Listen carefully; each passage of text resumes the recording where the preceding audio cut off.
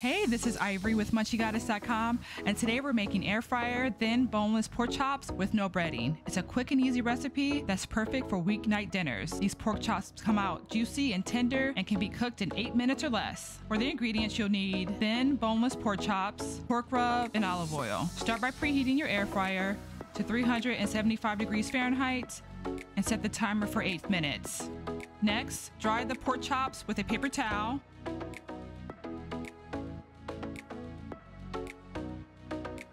After that, brush the pork chops with olive oil.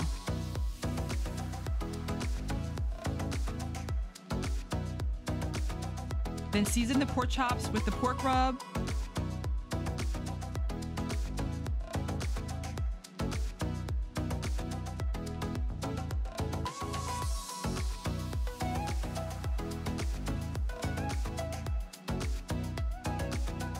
Be sure to rub the seasoning in.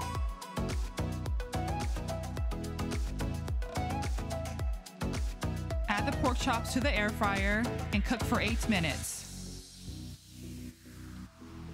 Be sure to flip them halfway through.